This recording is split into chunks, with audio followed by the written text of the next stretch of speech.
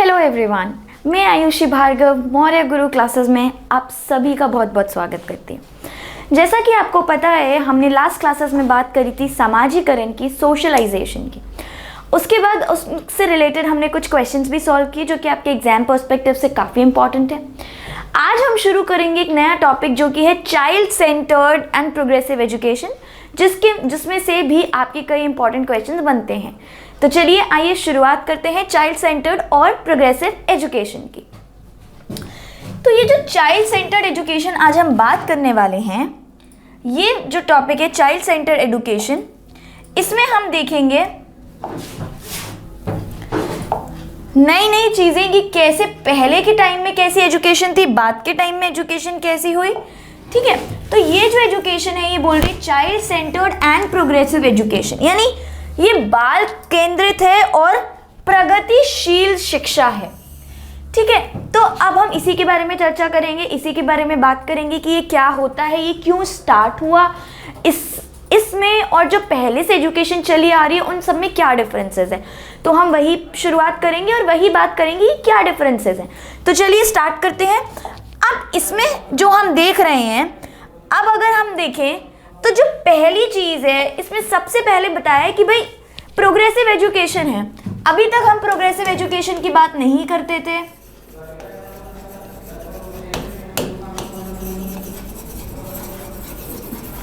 अभी तक जो बात होती थी वो होती थी ट्रेडिशनल टीचिंग की।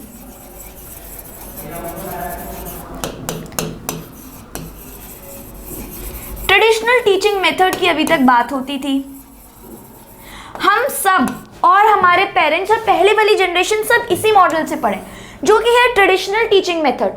अब ट्रेडिशनल टीचिंग मेथड में क्या होता है, ठीक है, सामने एक फॉर एन एग्जाम्पल क्लास में एक टीचर आ गया, बच्चे सामने बैठे हैं, टीचर ने पढ़ाना शुरू किया, बच्चों ने पढ़ना, टीचर ने पढ़ाया और वो चले गए। उन्होंने बोर्ड पे लेक्चर वाइज पढ़ा के वो लोग चले गए। तो ये जो वाला टीचिंग मेथड है इसे कि हम कहते हैं ट्रेडिशनल टीचिंग मेथड, जिसमें अगर बच्चे ने होमवर्क नहीं किया या पढ़ाई नहीं करी तो टीचर ने उसे मार दिया या डांट दिया या क्लास के बाहर निकाल दिया।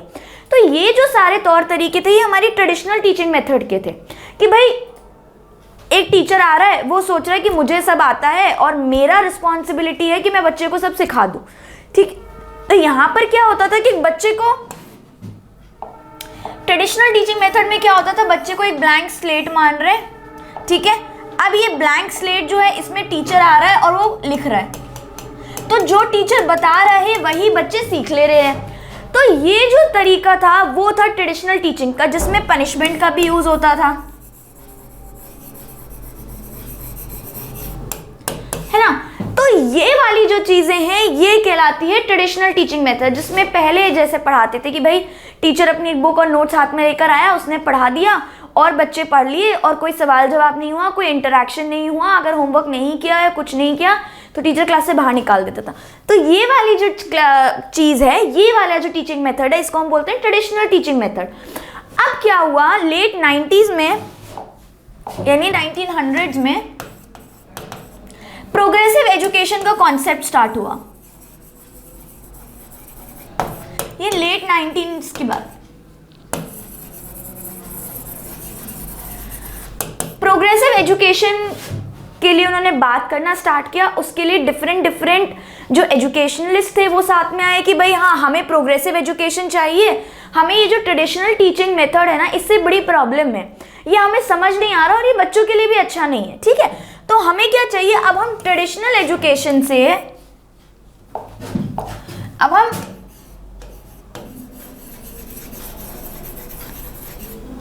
ट्रेडिशनल एजुकेशन से जाना चाहते हैं प्रोग्रेसिव एजुकेशन पे।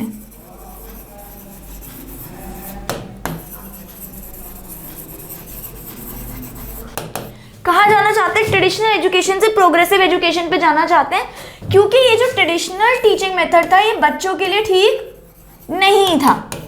तो उन्होंने बोला भाई हम प्रोग्रेसिव एजुकेशन शुरू करना चाहते हैं जो बच्चे के भले के लिए हो। अभी तक ये जो ट्रेडिशनल मेथड था ये टीचर सेंटर्ड था कि भाई इसमें टीचर का ज्यादा रोल था और बच्चों को कम रोल था। टीचर थे एक्टिव गिवर्स और बच्चे थे पैसिव रिसीवर्स, कि बस जो क्लास में टीचर्स आके बोलते जा रहे वो बच्चे सुनते जा रहे हैं और बच्चों का कोई रोल नहीं है उसमें।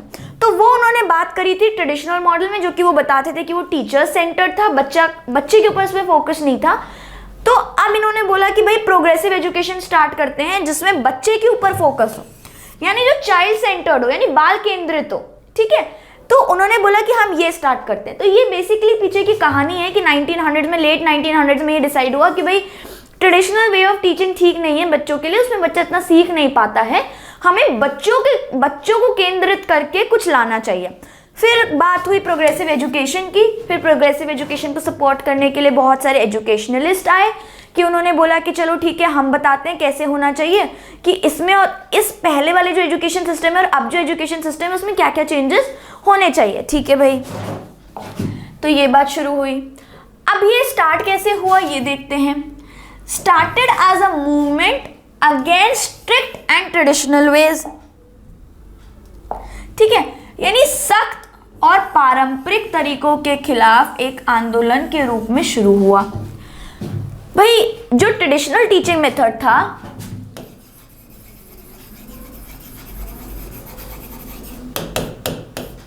वो स्ट्रिक्ट भी था,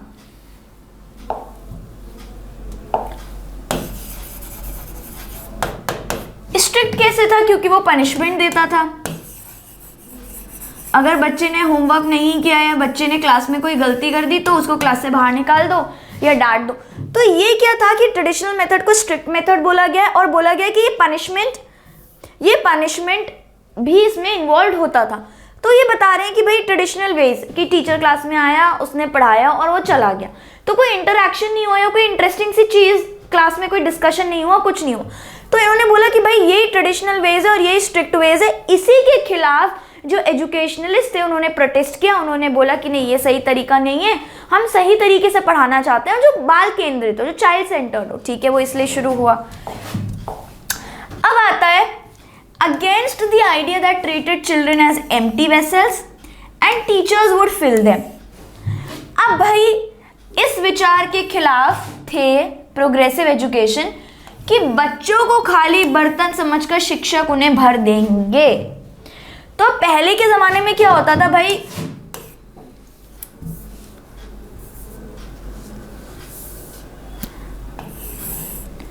ये है एक वेसल,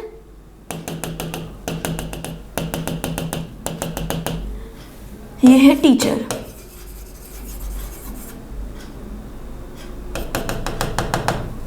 और ये है एक लर्नर।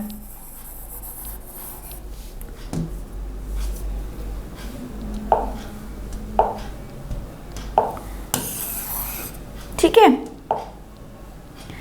अब ये खाली बर्तन है, ये खाली वेसल है। क्या है ये? खाली वेसल है। ये एक एम्प्टी वेसल है, ठीक है। अब ये एक एम्प्टी वेसल है, इसको लर्नर के बारे में बात की गई कि ये लर्नर है, जो सीखने वाला होता है, यानी जो बच्चा है वो क्या है, एक खाली बर्तन की तरह है। किसकी तरह है? एक खाली बर्तन की तरह है, ठीक है, यानी एक एम्प्टी वेसल है। अब ये जो है टीचर, उनके पास भाई ज्ञान का भंडार है, दे हैव वास्ट नॉलेज, उनके पास एक्सपीरियंस है, उनके पास नॉलेज है। तो अब उनका काम क्या है, इस खाली बर्तन को जो कि हमने बच्चा माना है उसको भरने का। यानी अब टीचर अपने नॉलेज और अपने एक्सपीरियंस से इस बर्तन को भर रहे हैं। तो अब यानी बर्तन भर गया, यानी टीचर ने एक्सपीरियंस और नॉलेज शेयर किया, तो ये जो लर्नर था वो अब उनका वेसल जिसको खाली बर्तन माना गया था वो भर दिया। तो वो इस आइडिया के सख्त खिलाफ थे कि भाई बच्चा एक खाली बर्तन नहीं है, और ये काम सिर्फ शिक्षक का नहीं है कि वो आए और उस खाली बर्तन को भर के चले जाए। तो उन्होंने बोला कि भाई हम इस आइडिया के खिलाफ हैं, इस विचार के सख्त खिलाफ है कि बच्चा एक खाली बर्तन है, उसे पहले से कुछ नहीं आता और सारा काम जो है वो शिक्षक करेंगे कि उनकी उसमें आके नॉलेज भर देंगे, ठीक है। तो इस आइडिया के भी वो सख्त खिलाफ थे। पहला तो ये था कि वो स्ट्रिक्ट और ट्रेडिशनल वेज के खिलाफ थे, यानी सख्त और पारंपरिक तरीकों जो पढ़ाने के उसके सख्त खिलाफ थे। दूसरा, वो इस आइडिया के खिलाफ थे, इस विचार के खिलाफ थे कि बच्चा एक खाली बर्तन है और टीचर्स आके उसे भर देंगे। तो ये दोनों के खिलाफ थे। फिर उन्होंने बात करी rejected idea that teacher knows all and child knows nothing, यानी इस विचार को खारिज कर दिया कि शिक्षक सब कुछ जानता है और बच्चा कुछ नहीं जानता है। ठीक है, तो उन्होंने बोला कि भाई इस विचार को खारिज कर दिया कि शिक्षक सब कुछ जानता है और बच्चा कुछ नहीं जानता। यानी जो टीचर है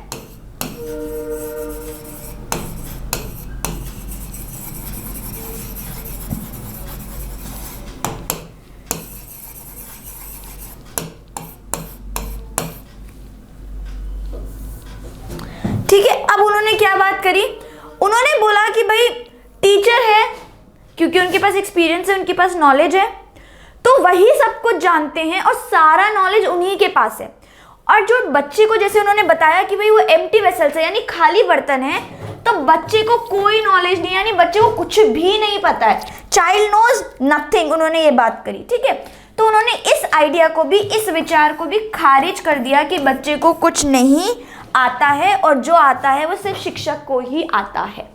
तो उन्होंने इन 3 आइडियाज को रिजेक्ट किया, इन 3 विचारों को खारिज किया और बताया कि वो इनके सख्त खिलाफ थे। कौन? जो भी एजुकेशनलिस्ट थे, जो भी प्रोग्रेसिव एजुकेशन को फेवर कर रहे थे और ट्रेडिशनल टीचिंग मेथड्स के अगेंस्ट थे। उन्होंने बताया कि ये सब चीज़ें ठीक नहीं है, यानी सख्त और पारंपरिक तरीकों से पढ़ाना, क्योंकि उसमें पनिशमेंट होता है, बच्चे में डर पैदा हो जाता है। Against the idea that treated children as empty vessels, वो इसके भी खिलाफ थे कि भाई बच्चे खाली बर्तन नहीं है और टीचर्स की उन्हें आके भर देंगे, ये सोचना भी गलत है। ठीक है, कि बच्चे खाली बर्तन है, शिक्षक उन्हें भर देंगे, गलत है। उन्होंने ये भी आइडिया रिजेक्ट किया कि teacher knows all and child knows nothing, यानी टीचर को ही सब कुछ आता है, जो पता है वो टीचर को ही पता है, बच्चे को तो कुछ आता ही नहीं है, बच्चा तो एकदम खाली दिमाग है उसका। तो ये ब्लैंक स्लेट की तरह उन्होंने माना, एम्प्टी वेसल मान लीजिए या ब्लैंक स्लेट, जिस स्लेट पर हम लिखते हैं चौक से, वो खाली स्लेट है और टीचर का काम है आके उस पर लिख देना, तो जो टीचर लिखेगा वही बच्चा मान लेगा। तो ये भी उन्होंने बोला कि ये धारणा भी बहुत गलत है। नेक्स्ट पे चलते हैं।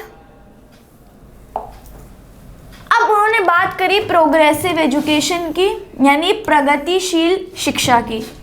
ठीक है, अब बात करते हैं, अभी तक हमने देखा कि भाई प्रोग्रेसिव एजुकेशन की ज़रूरत क्या थी और जिन्हें लगता था कि प्रोग्रेसिव एजुकेशन, प्रगतिशील शिक्षा होनी चाहिए, वो किस वजह से होनी चाहिए और किन कारणों की वजह से होनी चाहिए, और जो प्रगतिशील शिक्षा है वो शुरू किन वजह से हुई। तो ये अभी हमने बात कर ली थी 3 पॉइंट्स की। ठीक है, अब हम बात करते हैं जो प्रोग्रेसिव एजुकेशन था, उन्होंने बोला कि भाई ये टीचर सेंटर्ड से नहीं होना चाहिए, चाइल्ड सेंटर्ड होना चाहिए। ठीक है, कैसा होना चाहिए? टीचर सेंटर्ड ना हो के चाइल्ड सेंटर्ड होना चाहिए। ठीक है, अब ये जो चाइल्ड सेंटर्ड है, इसको हम लर्नर सेंटर्ड भी बोल सकते हैं और स्टूडेंट सेंटर्ड भी बोल सकते हैं। ठीक है, teacher centred to learner centred या चाइल्ड सेंटर्ड या फिर स्टूडेंट सेंटर्ड, तो इसको हम किसी भी नाम से बोल सकते हैं।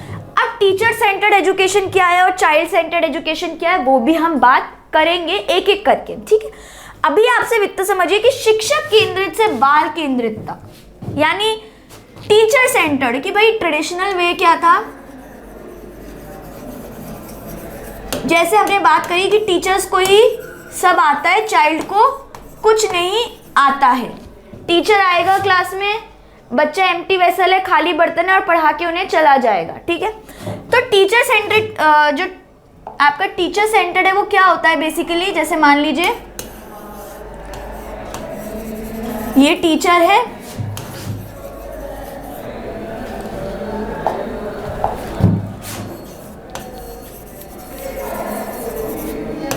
ये शिक्षक है। ठीक है, ये है उनकी नॉलेज, यानी उनका जो ज्ञान है, ये है उनका एक्सपीरियंस,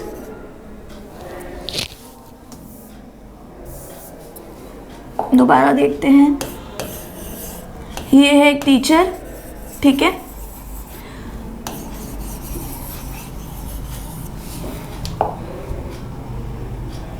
ठीक है, ये उनकी नॉलेज है, यानी उनका ज्ञान है, और ये उनका जो एक्सपीरियंस है।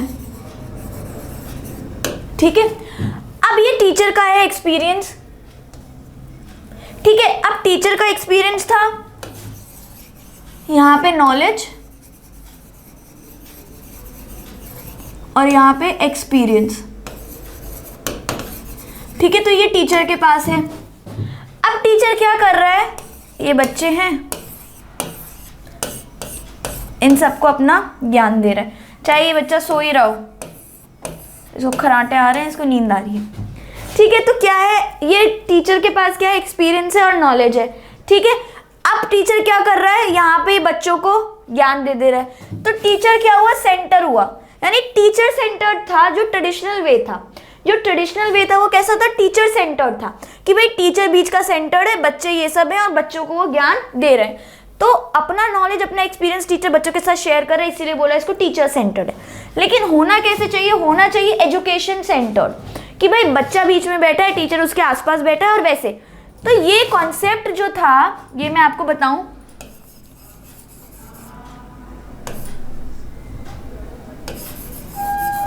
हार्कनेस ने बात करी थी। हार्कनेस एक फिलेंथ्रोपिस्ट थे, उन्होंने बात करी थी कि भाई जो टीचिंग होनी चाहिए, हार्कनेस उनका नाम था, एक फिलेंथ्रोपिस्ट थे। फिर वो जो टीचिंग मटीरियल, या वो जो टीचिंग वे या फिर वो सिटिंग वे जो जाना गया, वो हमेशा इनके नाम से जाना गया, हार्कनेस टेबल के नाम से। किसके नाम से, हार्कनेस टेबल के नाम से। उन्होंने बोला कि भैया क्या होना चाहिए, एक यहाँ पे बीच में टेबल होना चाहिए, ये टीचर है और ये बाकी सब यहाँ पे स्टूडेंट बैठे हैं,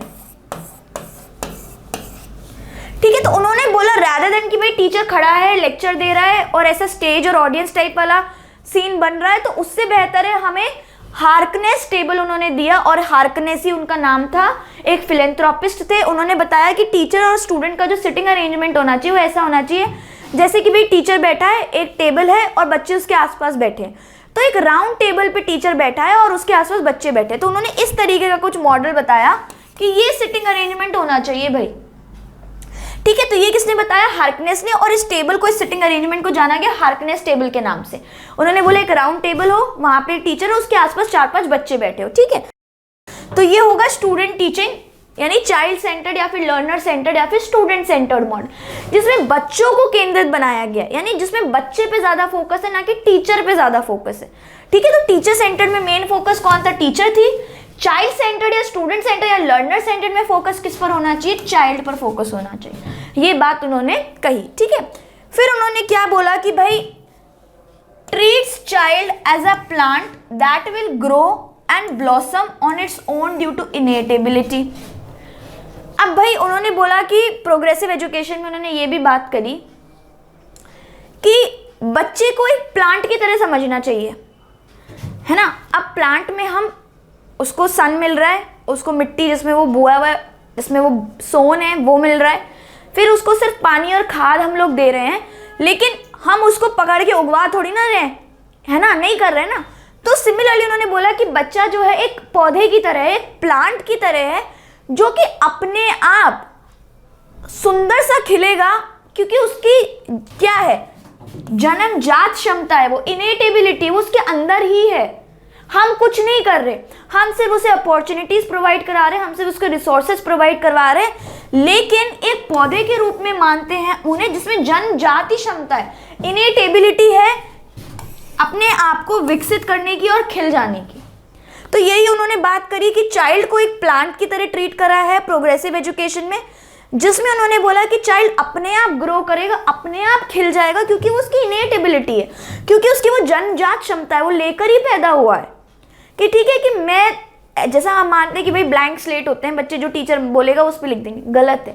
बच्चे पहले से ही अच्छे होते हैं, उन्हें पहले से ही पता होता है, बस जस्ट ब्रश अप करने की उन्हें ज़रूरत होती है, ठीक है। फिर आया teacher should provide the environment and opportunities, यानी शिक्षक को ऐसा पर्यावरण और अवसर प्रदान करने चाहिए, ठीक है। यानी क्या है, टीचर्स को ऐसा एनवायरनमेंट कि भाई टीचर सेंटर्ड एनवायरनमेंट नहीं, उन्हें चाइल्ड सेंटर्ड एनवायरनमेंट प्रोवाइड करना चाहिए, जिसमें बच्चा शिक्षा का केंद्र है, और ऐसे एनवायरनमेंट और अपॉर्चुनिटीज प्रदान करने चाहिए कि बच्चा अपनी जन्मजात क्षमता के कारण अपने आप विकसित और खिल जाए। यानी because of the इनेट ability they grow and blossom on their own. ठीक है, तो ये उन्होंने बात करी। अब कैसा एनवायरनमेंट होना चाहिए? अच्छा एनवायरनमेंट होना चाहिए जहाँ पे बच्चा अपने पॉइंट ऑफ व्यू रख पाए, जहाँ पे बच्चा अपने ओपिनियन रख पाए। वो इतना डरे नहीं कि मैं कुछ पूछूंगा तो मैम मेरे को डांटेगी या मैम मेरे को मारेगी। वो बच्चे के दिमाग में अगर कोई सवाल है, कोई क्यूरियोसिटी है, उसे कुछ समझ नहीं आ रहा तो वो दोबारा सवाल पूछ पाए। ठीक है, तो ऐसा एनवायरनमेंट बच्चे को देना चाहिए और बिल्कुल फ्री ऑफ पनिशमेंट एनवायरनमेंट होना चाहिए। कोई पनिशमेंट नहीं होगा, कोई सज़ा के पात्र बच्चे नहीं होंगे। अपॉर्चुनिटीज़ प्रोवाइड करनी चाहिए, ज़्यादा से ज़्यादा आप उन्हें ऐसे काम दें, ऐसी अपॉर्चुनिटी प्रोवाइड करवाएं, ऐसे अवसर प्रदान करें कि बच्चा खुद अपनी जन्मजात क्षमता की वजह से खिल जाए और उसे पता हो कि हाँ ये तो मैं कर सकता हूँ। कई बच्चों के साथ होता है, उन्हें भाई ऐसे अवसर ही नहीं मिलते, वो सोचते हैं अगर हमें अवसर मिले तो हम करके दिखाएं। अवसर ही नहीं मिलते उन्हें, तो हमें उन्हें ऐसे अवसर दिलाने चाहिए जहाँ पे वो अपना पूरे जो उनकी क्षमता है उसके अकॉर्डिंग एक्ट करके अपने आप को जन्मजात क्षमता के कारण खिल जाएं और विकसित हो जाएं। ठीक है, तो ये बात करी उन्होंने प्रोग्रेसिव एजुकेशन की। प्रोग्रेसिव नाम में ही समझ आ रहा है कि भाई ये बना किससे है? प्रोग्रेस से, यानी प्रगति से। तो प्रगति का मतलब ही यही है कि कोई चीज़ प्रोग्रेस हो रही है, कोई चीज़ आगे बढ़ रही है, कोई चीज़ अच्छे वे में आगे बढ़ रही है, प्रोग्रेस हो रही है उस चीज़ की, है ना। हम बोलते हैं ना हमारे काम की प्रोग्रेस हो रही है, मैंने इतना काम कर लिया, इतना चल रहा है। ठीक है, जैसे आप रोड पर भी देखते होंगे जेडीए में लिखा होता है वर्क इज इन प्रोग्रेस, मतलब काम चल रहा है अभी, है ना। तो ऐसे प्रोग्रेसिव जो वर्ड है वो प्रोग्रेस से है, जिसका मतलब चल रहा है, आगे बढ़ रहा है, अच्छा हो रहा है ना। तो प्रोग्रेस यहीं से आया है। ठीक है, अब आगे चलते हैं।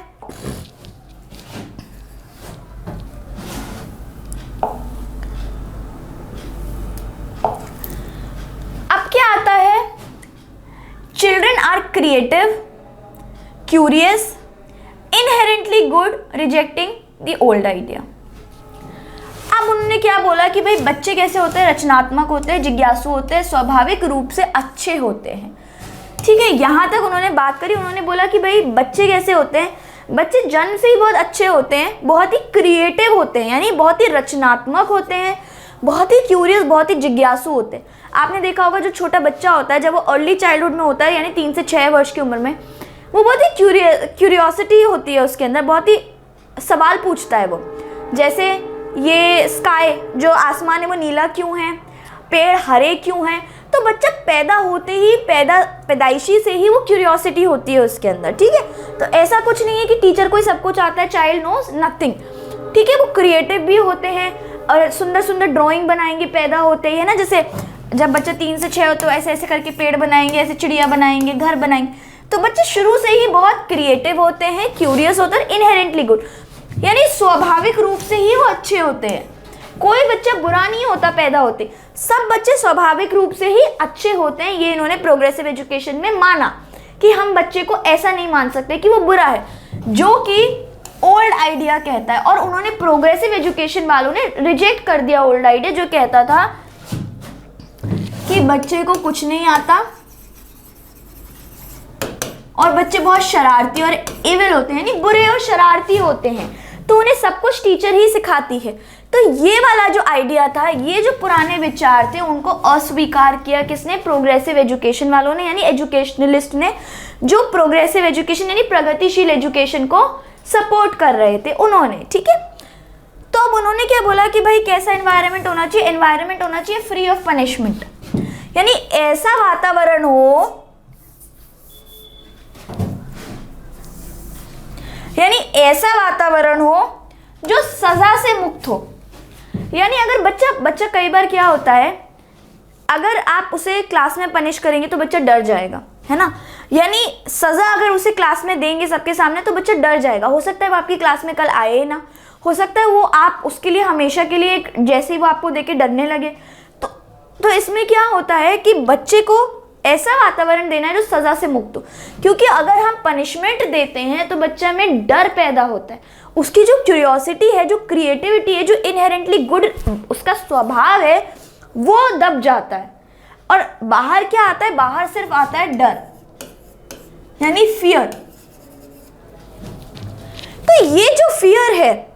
ये फियर वाला एनवायरनमेंट हमें बच्चों को नहीं देना है, हमें बच्चों को इससे दूर रखना है। ऐसा एनवायरनमेंट उन्हें नहीं देना है जहाँ पे उनकी जो क्रिएटिविटी है, यानी जो रचना है उनकी, और जो क्यूरियस नेचर है उनका, यानी जो जिज्ञासु नेचर है उनका, इनहेरेंटली गुड, और जो स्वाभाविक रूप से वो अच्छे हैं, वो दब जाए। और सबसे ऊपर क्या आ जाए? डर आ जाए, फियर आ जाए। तो हमें ऐसा एनवायरनमेंट नहीं देना जहाँ पे हम बच्चे को डरा रहे हैं, बच्चे को पनिश कर रहे हैं, बच्चे को डांट रहे हैं, मार रहे हैं, क्लास से बाहर निकाल रहे हैं। तो वो प्रोग्रेसिव एजुकेशन भी सख्त इसके खिलाफ थे।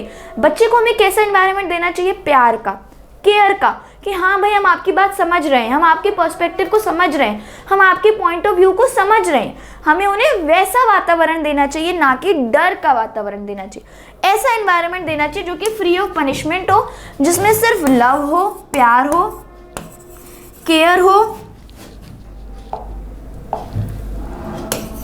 लव हो, केयर हो, एक्सेप्टेंस हो, उनके बारे में भी एक्सेप्टेंस हो, और उनके पॉइंट ऑफ व्यू के बारे में भी एक्सेप्टेंस हो, कि उनका भी जो नज़रिया है, हाँ भाई वो सही है। तो एक्सेप्टेंस होनी चाहिए, एटलीस्ट सुनने की एक्सेप्टेंस होनी चाहिए जो बच्चा बोलना चाहता है। ठीक है, अब ये हमने बात कर ली कि children should be love and cared, कि जो बच्चे हैं उन्हें प्यार और देखभाल देना चाहिए। ठीक है, बच्चों को प्यार भी देना चाहिए और उनकी देखभाल भी करनी चाहिए कि उन्हें क्या पसंद है, उन्हें क्या नहीं पसंद है, भाई उनकी इंटरेस्ट क्या है। अब जैसे कोई बच्चा है वो पढ़ना नहीं चाहता, ठीक है, लेकिन बुक से नहीं पढ़ना चाहता, लेकिन अगर उसे कोई अच्छे वीडियोस दिखाओ तो वो उससे बहुत जल्दी पढ़ना चाहता है। तो बच्चे का इंटरेस्ट क्या है, टीचर को वो देखने की जरूरत है। चाइल्ड सेंटर्ड, कि नहीं भाई टीचर बोले मैं तो सिर्फ बुक से ही पढ़ाऊंगा, तो वो टीचर सेंटर्ड हो गया। चाइल्ड सेंटर्ड कि बच्चा जिससे अच्छा सीख रहा है, बच्चे का जिससे भला हो रहा है, आप वो दीजिए। अगर बच्चा वीडियो से पढ़ के सीख जा रहा है तो वीडियो दिखा के पढ़ाइए। तो वो होता है कि बच्चे की लव केयर देना चाहिए, बच्चों के इंटरेस्ट के बारे में सोचना चाहिए कि उन्हें क्या पसंद है, क्या नहीं पसंद है, वो उनकी चॉइसेस क्या हैं, वो कैसे पढ़ना चाहते हैं, क्या पढ़ना चाहते हैं, वो सब होना चाहिए। ठीक है, अब आता है helps one to realise their potential. जो प्रोग्रेसिव एजुकेशन है उसका फोकस किस पे होता है कि उनकी क्षमता का एहसास करने में मदद करता है। ठीक है, यानी जो उनका पोटेंशियल है, यानी जो उनकी एक क्षमता है। कई बार क्या होता है, बच्चों को पता नहीं होता कि वो इतना अच्छा कर सकते हैं, उन्हें लगता है कि मैं इतना ही कर सकता हूँ। लेकिन कई बार क्या होता है, टीचर्स उन्हें अच्छे से सपोर्ट करते हैं, उन्हें बोलते नहीं बेटा, उन्हें मोटिवेट करते हैं, नहीं बेटा आप कर सकते हो, आप कर सकते हो, आप कर सकते हो। तो क्या होता है, बच्चा एक्चुअली जानता है कि हाँ भाई मैं कर सकता हूँ, और जब वो करके दिखाता है तो वो यही बोलता है मुझे भी नहीं पता था कि मैं कर सकता हूँ, लेकिन जो मेरे टीचर्स का विश्वास था मेरे अंदर, उसने मुझे फोर्स किया कि हाँ मैं ये कर सकता हूँ, उसने मुझे यकीन दिलाया कि हाँ मैं ये कर सकता हूँ। तो क्या होना चाहिए, प्रोग्रेसिव एजुकेशन में बच्चों को उनकी क्षमता का एहसास दिलाना चाहिए कि भाई वो इससे भी बहुत अच्छा कर सकते हैं। डांटना नहीं चाहिए कि तुमने ये क्या कर दिया, तुम्हें इससे अच्छा करना चाहिए था, लेकिन उन्हें एहसास दिलाना चाहिए कि कोई बात नहीं बेटा, आपने ऐसा किया, आप मुझे पता है इससे भी अच्छा कर सकते हो। तो वो होता है प्रोग्रेसिव एजुकेशन में, जहाँ पे बच्चे का पोटेंशियल उन्हें रियलाइज कराना है, जहाँ पे उन्हें ये एहसास दिलाना है कि अभी वो जितना कर रहे हैं उससे कई बेहतर वो अपनी ज़िंदगी में कर सकते हैं। ठीक है, तो क्षमता का एहसास दिलाना है। किसी बच्चे को पता होता है कि भाई वो डांस कर सकता है, लेकिन उसे ये नहीं पता कि वो डांसर बन सकता है। उसे क्रिकेट खेलना पसंद है, लेकिन ये नहीं पता कि उसमें इतना पोटेंशियल है कि वो नेशनल लेवल पे क्रिकेटर बन सकता है। ठीक है, जैसे आज विराट कोहली है, सानिया मिर्ज़ा है, तो इन सब की अगर हम एग्जाम्पल ले तो क्या है, मैरी कॉम है, तो इन्हें कभी ना कभी किसी ने तो बताया होगा, इन्हें पता होगा कि हमें ये करना अच्छा लगता है, लेकिन कभी ना कभी किसी ने तो बताया होगा, उन्हें ऐसे रिसोर्सेज मिले, ऐसी अपॉर्चुनिटीज़ मिली, ऐसे अवसर मिले कि उन्हें अपना पोटेंशियल निखारने का मौका मिला, उन्हें अपनी पोटेंशियल, उन्हें अपनी क्षमता देखने का मौका मिला कि हाँ भाई मुझे पता है मैं क्रिकेट तो अच्छा खेलता हूँ, लेकिन इतना अच्छा खेलता हूँ कि मैं नेशनल लेवल पे खेल सकता हूँ, ये मुझे नहीं पता था। ये उनके कोच ने बताया होगा, उन्हें प्रैक्टिस कराई होगी, उनके घर वालों ने रियलाइज़ करवाया होगा। तो प्रोग्रेसिव एजुकेशन यही बात कहता है कि टीचर्स को रियलाइज़ करवाना चाहिए उनका पोटेंशियल क्या है, इस एजुकेशन को रियलाइज़ कराना चाहिए कि उनका पोटेंशियल क्या है, उनकी क्षमता क्या है। सिर्फ पढ़ाई में भी नहीं, किसी और एरिया में भी हो सकती है, डांसर, म्यूजिशियन, गिटारिस्ट, आपका पेंटर, या फिर आपका क्रिकेटर, डांसर, कुछ भी हो सकता है वो। ठीक है, तो ये उन्होंने बात करी थी। आगे चलते हैं।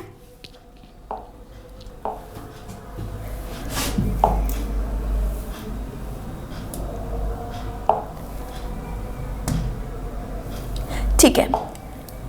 अब रुसेल थे, इनका नाम था ब्रेंटर रुसेल। इन्होंने दिया था गोल ऑफ एजुकेशन कि भाई एजुकेशन जो शिक्षा है उसका लक्ष्य क्या होना चाहिए, उसके बारे में इन्होंने बात करी थी। ये भी बहुत अच्छे एजुकेशनिस्ट थे, इन्होंने भी बहुत सारी चीज़ बताई थी। लेकिन इनका जो गोल ऑफ एजुकेशन था वो इन्होंने बताया कि भाई हमें एक बच्चे को ऐसे देखना चाहिए जैसे एक माली पौधे को देखता है। पौधा क्या होता है, जो छोटा पेड़ होता है उसको हम पौधा बोलते हैं। तो उन्होंने बोला we regard a child as a gardener regards a young tree. We should regard a child as a gardener regards a young tree. यानी हमें बच्चे को ऐसे प्यार देना चाहिए, उसकी ऐसे ख्याल और देखभाल करनी चाहिए जैसे एक माली अपने एक छोटे पौधे को देखता है। आपको पता है जब नया नया पौधा लगाते ही हैं तो उसमें क्या होता है, उसमें अच्छे से पानी देते हैं, अच्छे से खाद देते हैं, देखते हैं कि उसको धूप मिल रही है या नहीं मिल रही। तो जो भी उसके लिए ज़रूरत होती है उसको अच्छी से अच्छी मिट्टी देते हैं, अच्छे से अच्छी धूप, अच्छे से पानी, अच्छे से खाद प्रोवाइड कराते हैं। क्यों? ताकि वो अच्छा जो छोटा पौधा है वो बड़े होकर अच्छा पेड़ बने, है ना, इसीलिए ताकि एक मजबूत पेड़ बने। इसीलिए उन्होंने कहा कि हमें बच्चे को भी एक ऐसे ही देखभाल करनी चाहिए जैसे एक माली अपने पौधे की करता है, कि बच्चे को पता है, जैसे पौधे को पता होता है उसे उगना है और उसे बड़े हो जाना है, कोई उसको उसमें बताता नहीं है क्या करना है, सिर्फ रिसोर्सेज प्रोवाइड करते। ऐसे ही उन्होंने बोला कि बच्चे को भी सब पता है कि उसे क्या करना है, बस उसे सही अवसर, सही रिसोर्सेज और अपॉर्चुनिटीज़ देने की ज़रूरत है, और वो ऐसे ही ब्लॉसम करेगा जैसे एक अच्छा सुंदर पेड़ बड़े होके करता है। बच्चा भी अपनी इनेट एबिलिटी यानी जन्मजात क्षमता की वजह से ऐसे ही सुंदर निखरेगा, बस उसे ख्याल रखने की ज़रूरत है जैसा माली प्यार से देखभाल करता है, वैसे ही हमें भी बच्चे की प्यार से ऐसे देखभाल करनी है। उन्होंने ये बात कही थी कि हमारा गोल ऑफ एजुकेशन यही होना चाहिए कि बच्चे को ऐसे प्यार दें कि बच्चा जैसे एक माली छोटे पौधे को देता है, वैसे ही हमें एक बच्चे को ऐसे ही प्यार देना है ताकि वो अपने बेस्ट पोटेंशियल पर आ पाए। ठीक है, नेक्स्ट पे चलते हैं।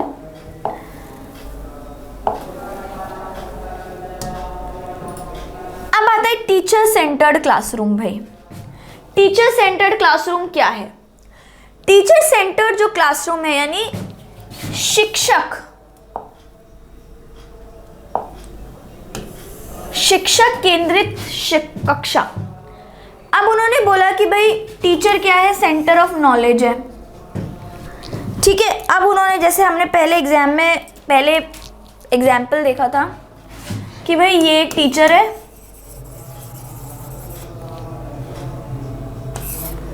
और एक ये खाली बर्तन है।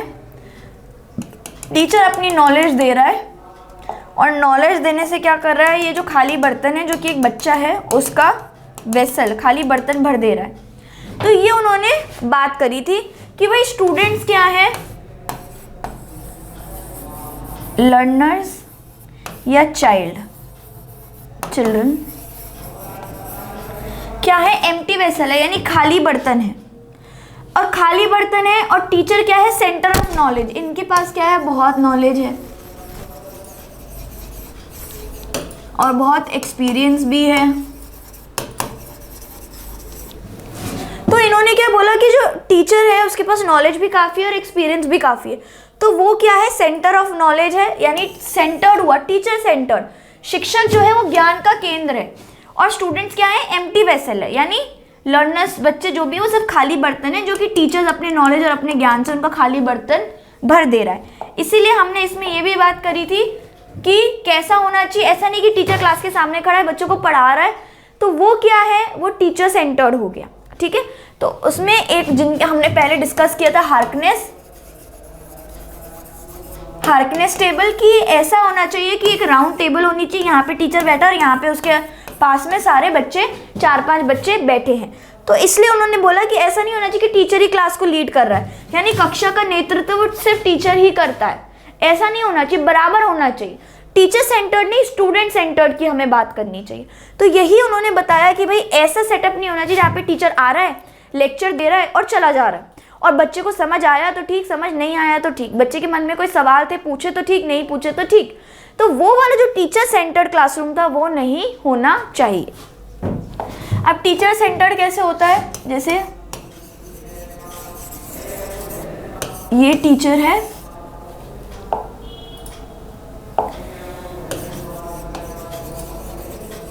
उनके पास क्या है, नॉलेज है प्लस एक्सपीरियंस है, ठीक है।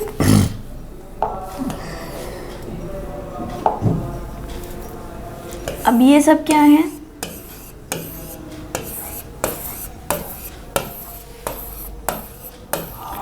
अब ये जो सब है ये सब क्या है, बच्चे, यानी ये सब स्टूडेंट्स हैं, ठीक है, यानी चिल्ड्रन है, स्टूडेंट्स है, लर्नर्स है, जो आपको मन करे बोलने का, विद्यार्थी हैं।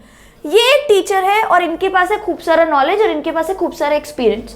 तो अब टीचर सेंटर्ड क्लासरूम में होगा, क्या होगा, टीचर है, टीचर बोल रहा है और ये सब बच्चों के पास जा रहा है, जो वो बोल रहे हैं, तो ये सारा नॉलेज बच्चों के पास जा रहा है। तो ये क्या हुआ, ये टीचर, बच्चे बहुत सारे हैं, ये टीचर सेंटर्ड हुआ। कैसा हुआ, टीचर सेंटर्ड हुआ। तो इसलिए हमने इसको बोला कि भाई बीच में कौन है, बीच में है टीचर्स। कौन है, बीच में है टीचर्स, ठीक है, जिनके पास नॉलेज है और एक्सपीरियंस है और वो बच्चों को दे रहे हैं। तो यानी बच्चे बहुत सारे हो गए, जैसे ये नॉर्मल जो ट्रेडिशनल वे था वो है, ठीक है।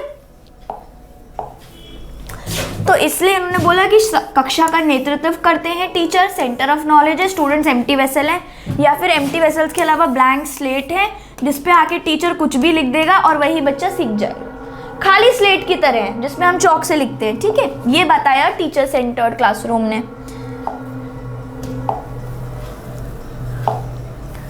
नेक्स्ट देखते हैं, अब उन्होंने बात करी कि भाई चाइल्ड सेंटर्ड क्लासरूम।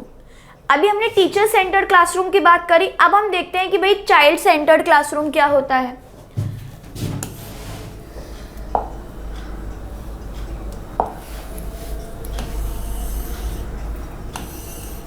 यानी जो चाइल्ड सेंटर्ड क्लासरूम है, यानी जो बालक केंद्रित शिक्षा है, अभी तक टीचर सेंटर्ड था यानी शिक्षक केंद्रित था, अब हमें बाल केंद्रित दिखाना है। तो वो क्या होगा वो देखते हैं। Focus on child's present life, child centred होगा, ये तो हम देख ही रहे हैं कि बाल केंद्रित होगा। चाइल्ड सेंटर्ड को हम लर्नर सेंटर्ड भी बोल सकते हैं और स्टूडेंट सेंटर्ड भी बोल सकते हैं, ये आपको याद रखना है, कुछ अलग नहीं है, तीनों सेम ही हैं, ठीक है। अब क्या होता है, विद्यार्थी बोले बाल बोले एक ही बात है। Focus on child's present life, बच्चे के वर्तमान जीवन पर वो ध्यान दे रहे हैं। ऐसा नहीं कि बच्चे पहला फेल हो गया था तो उसके बारे में उससे बात कर रहे हैं या उसी को बोल रहे हैं कि अब तुम नहीं पढ़ सकते, तुम पिछली क्लास में फेल हो गए थे, या फ्यूचर पे तुम नहीं कर पाओगे, तुमसे नहीं हो पाएगा। तो वो बच्चे के प्रेजेंट लाइफ पे फोकस करता है कि आज उसके बच्चे के जीवन में क्या चल रहा है और हम उसे कैसे बेहतर कर सकते हैं, ठीक है। प्रोवाइड अपॉर्चुनिटीज, अवसर प्रदान करते हैं बच्चों को।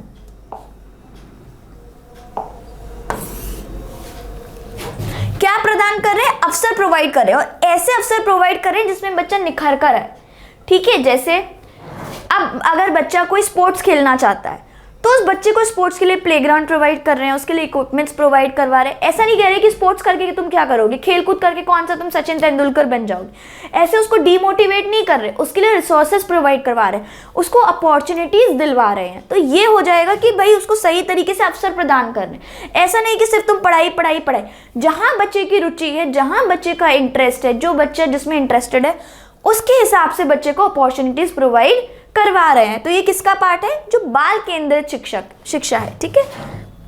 Focus on choices of child,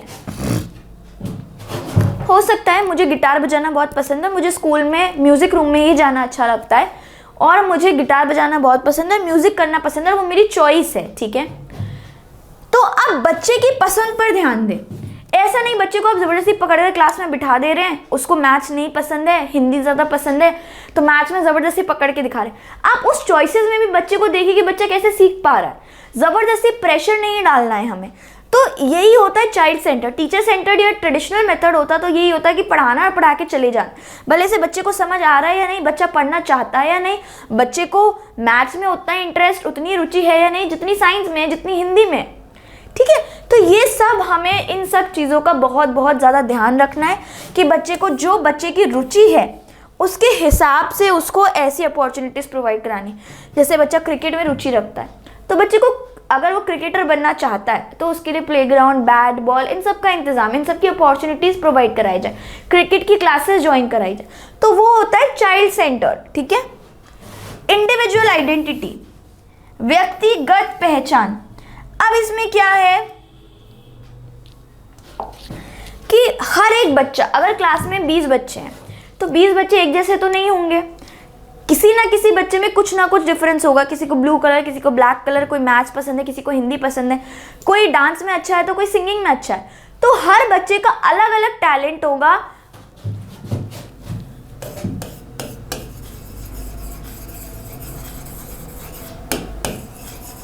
एक बच्चा जो है वो एक इंडिविजुअल है जिसकी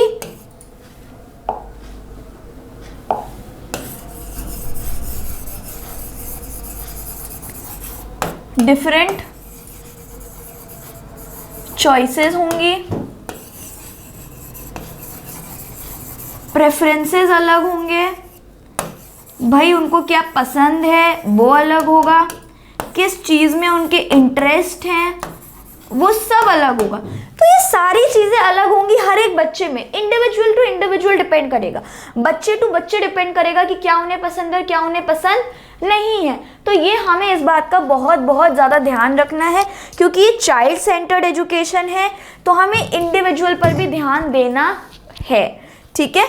और हमें चाइल्ड की प्रेजेंट लाइफ पे फोकस करना है, उसे क्या पसंद है, उसकी क्या इंटरेस्ट है, उसकी क्या चॉइसेस हैं, और उसके हिसाब से उन्हें अपॉर्चुनिटीज़ प्रोवाइड करवानी है ताकि वो बेस्ट से बेस्ट कर पाए, ताकि उनका बेस्ट से बेस्ट आगे हो पाए। ठीक है। तो चलिए आगे चलते हैं नेक्स्ट स्लाइड पर।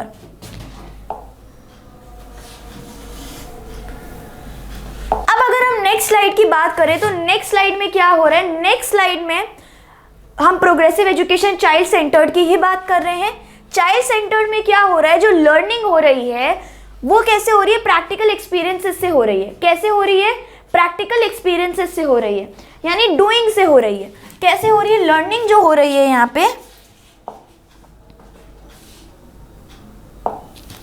ठीक है, जो लर्निंग हो रही है वो कैसे हो रही है, प्रैक्टिकल एक्सपीरियंसेस से हो रही है, यानी डूइंग से हो रही है। ठीक है। तो हमें कोई चीज़ ऐसा नहीं है जैसे ट्रेडिशनल टीचिंग मेथड्स में क्या होता है कि भाई आए, आपने पढ़ाया और आप चले गए, बच्चे के मन में कोई सवाल थे या वो कुछ पूछना चाह रहा था, वो कुछ भी नहीं था। ठीक है। अब बच्चे को आप सिखा रहे हो कि ऐसे करने से ऐसे होता है। ठीक है। अगर आप इस तार को इस तार से जोड़ेंगे, प्लस टर्मिनल को नेगेटिव टर्मिनल से जोड़ेंगे तो बल्ब जलेगा, बीच में बैटरी होनी चाहिए, ऐसे करके आप सिखाएंगे तो बच्चा समझेगा, रादर देन जस्ट एक्सप्लेनिंग। सिर्फ उसको ये बता देने से कि ठीक है plus minus positive negative terminal को जोड़ दो, बीच में बल्ब लगा दो, 2 तार लगा दो तो बल्ब जल जाएगा। आप उसे एक्चुअली करके दिखाएंगे तो उसे ज़्यादा समझ आएगा।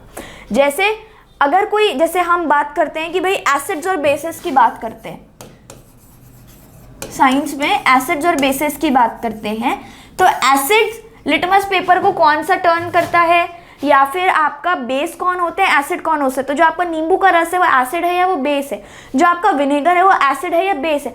तो उसमें अगर आप लिटमस पेपर डुबो के बच्चे को दिखाएंगे, बच्चे के साथ एक्सपेरिमेंट करेंगे तो उसे समझ आएगा कि हाँ ये ऐसा होता है ना। तो ये वाली चीज़ें हैं कि बच्चे को सिर्फ प्रैक्टिकल एक्सपीरियंसेस से वो ज़्यादा सीख पाता है, और यही मेन फोकस था प्रोग्रेसिव एजुकेशन का, कि आप बच्चे को पढ़ाएं, बच्चे को सिखाएं, लेकिन कैसे सिखाएं, प्रैक्टिकल एक्सपीरियंसेस से सिखाएं। बच्चा करके सीखे, यानी डूइंग से सीखे। ऐसा नहीं कि आपने बच्चे को थ्योरी पढ़ा दी, हाँ ये ऐसे होता है, हाँ ये ऐसे होता है, आप चले गए, वैसे बच्चा ज़्यादा टाइम तक याद नहीं कर पाएगा। लेकिन अगर वो सीख रहा है प्रैक्टिकल एक्सपीरियंसेस से और डूइंग करने से, यानी करने से वो सीख रहा है, करके व्यवहारिक अनुभवों से सीखना, यानी करके वो सीख रहा है कि भाई हाँ ये चीज़ ऐसे होती है, ये चीज़ ऐसे होती है, तो उसे समझ आएगा कि हाँ इस चीज़ में ऐसा है। ठीक है। तो ये चीज़ का हमें बहुत बहुत ज़्यादा ध्यान रखना है कि जो फोकस है वो प्रैक्टिकल एक्सपीरियंसेस पे होना चाहिए। ठीक है, कि प्रैक्टिकल ज़्यादा से ज़्यादा उसे दिखाया जाए, ज़्यादा से ज़्यादा उसे बताया जाए कि देखो ये चीज़ ऐसे करके ऐसे होती है। ठीक है। तो ये वाली चीज़ें हैं जिस पे हमें बहुत ध्यान रखना है। अब जैसे साइंस में आप बच्चों को पढ़ा रहे हैं फ्लोरा और फौना, यानी पेड़ और जानवर। ठीक है। तो आप उसे दिखाइए कि ठीक है ये देखो पेड़ है, ये देखो जानवर है, इन्हें फ्लोरा कहते हैं, इन्हें फौना कहते हैं। तो उससे बच्चा ज़्यादा अच्छे से सीखता है, जो वो देखता है, जो वो करता है। प्रैक्टिकल एक्सपीरियंस, एक्सपोजर दीजिए ज़्यादा से ज़्यादा। अगर आप किसी के सिम्टम्स पढ़ा रहे हैं साइकोलॉजी में किसी डिसऑर्डर के, तो उसका उन्हें प्रैक्टिकल एक्सपोजर दिखाइए, उन्हें ऐसे क्लाइंट से मिलवाइए, तो बच्चा उससे ज़्यादा वो सीखेगा वो चीज़। ठीक है, अब आता है सेकेंड पॉइंट, जो कि है इंक्लूसिव एजुकेशन से, यानी समावेशी शिक्षा से। इंक्लूसिव एजुकेशन कहता है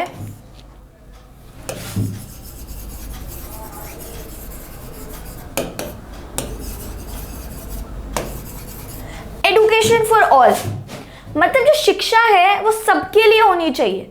सबके लिए मतलब इंक्लूसिव मतलब सभी के लिए, हम तो ये जानते हैं सभी के लिए, लेकिन कई बार क्या होता है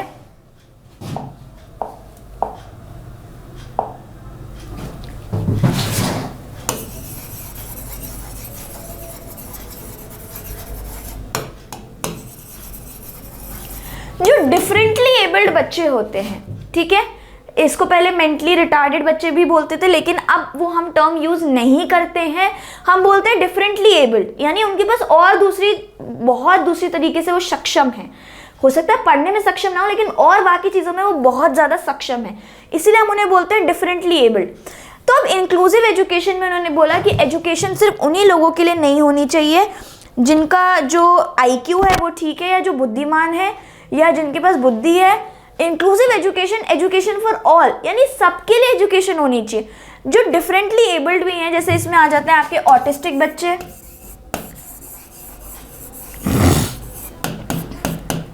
ADHD वाले बच्चे, जिनको लर्निंग डिसेबिलिटी है,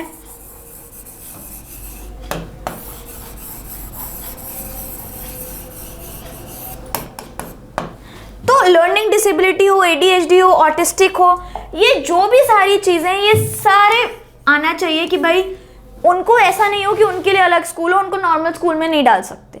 तो ऐसा नहीं होना चाहिए कि हम उन्हें बोलें कि आप अलग स्कूल में जाके पढ़िए, ये स्कूल आपके लिए नहीं है। तो उन्होंने प्रोग्रेसिव एजुकेशन ने बात करी कि भाई इंक्लूसिव एजुकेशन होना चाहिए, कि जो भी बच्चे हैं जो डिफरेंटली एबल्ड भी हैं, उनके लिए भी सेम स्कूल होना चाहिए और उनके लिए भी एजुकेशन होनी चाहिए। ठीक है, तो इसीलिए हम बोलते हैं इंक्लूसिव एजुकेशन, कि इंक्लूसिव यानी समावेशी, सबको इंक्लूड करके। इंक्लूसिव वर्ड कहाँ से है? इंक्लूड से, यानी सबको लेके आप एजुकेशन करिए, किसी को छोड़िए मत, चाहे कोई कैसा भी हो। इंक्लूसिव एजुकेशन, सबके लिए एजुकेशन है वो।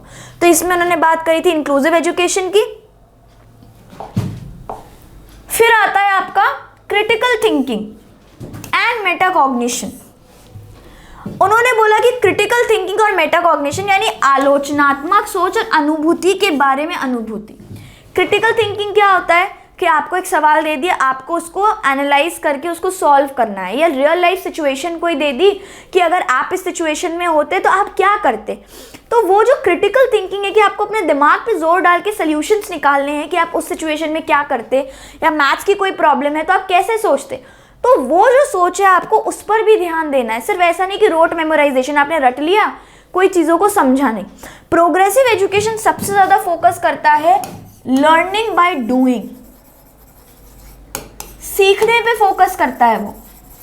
वो आपको सोचने पे फोकस करता है कि भाई आप सोचिए आप क्या करते, आप सोचिए इसका क्या हल होगा, आप बताइए कि इसमें क्या करना है। तो वो जो लर्निंग है प्रोग्रेसिव एजुकेशन में, वो फोकस करती है करने पे और सोचने पर, कि आप सोचो, आप करके देखो कैसे होता। तो क्रिटिकल थिंकिंग वही है कि क्रिटिकल थिंकिंग बच्चे में डेवलप करो, मेटाकॉग्निशन बच्चे में डेवलप करो, प्रॉब्लम सॉल्विंग डेवलप करो, डिसीजन मेकिंग करो, ना कि रोट लर्निंग।